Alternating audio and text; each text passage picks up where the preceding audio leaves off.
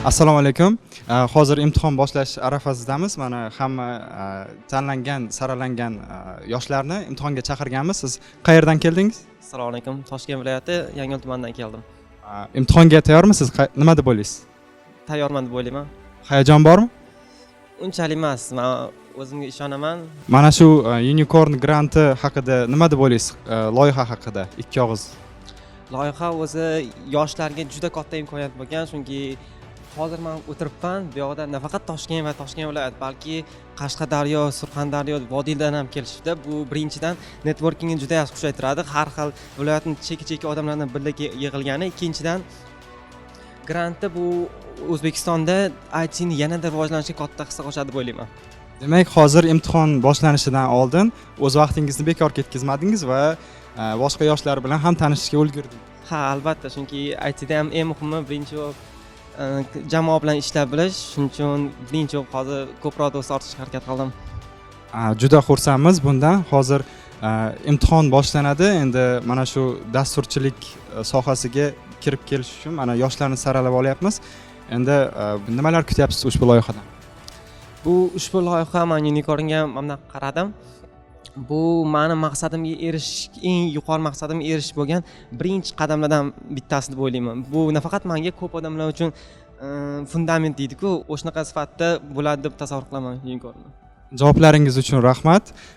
Siz bilan tanishganimizdan xursandmiz va imtihonda albatta sizga omad tilaymiz.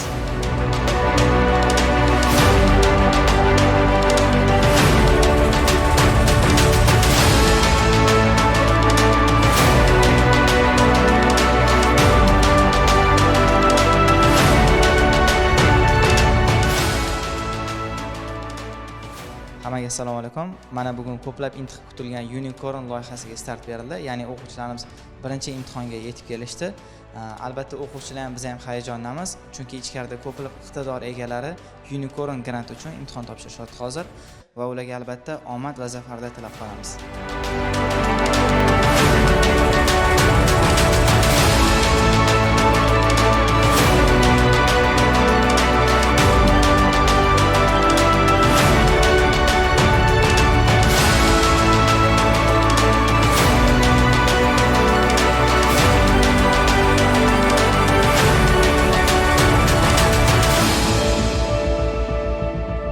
Unicorn loyihasi haqida ikki og'iz fikringiz.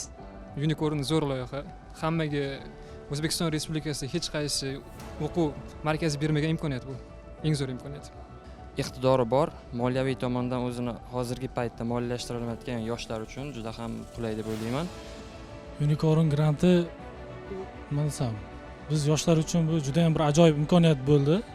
To'g'risi, mana bu o'qigan yoshlar birgalikda va mablag'i yo'qlar birgalikda nasib bo'lsa inshaalloh yaxshi natijalarga erishamiz degan umiddamiz. Imtihonlardan o'tsak hammasi yaxshi bo'ladi deb o'ylayman. Unicorn loyihasi endi iqtidorlash uchun juda yaxshi qilingan proyekt deb hisobladim. Shuning uchun o'zim topshirganman. Masalan, iqtidori bor bolalar dasturlashga qiziqishi mana shu loyiha tufayli paydo bo'lishligi mumkin. O'zi anglamagan bo'lsa, mana bu bosqichma-bosqich imtihonlar tufayli o'zida dasturlashga bo'lgan iqtidor anglashligi mumkin. O'shaning uchun yaxshi loyiha deb qilingan deb hisoblayman. Kelajak uchun muhim bir ko'prik desam adashmagan bo'laman menimcha.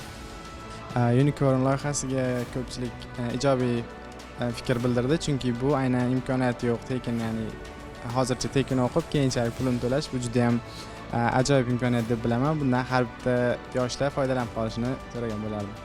Unicorn loyihasi menimcha O'zbekistonda shu paytgacha juda kam bo'lgan loyihalardan bittasi. Bunday loyihalar juda ko'p bo'lishini xohlayman. Sababi O'zbekistonda juda ko'p iqtidorlar mavjud. Ularni olib chiqish kerak.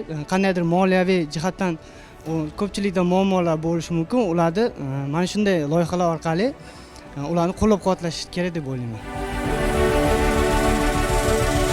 Bizni kuzatishda davom eting.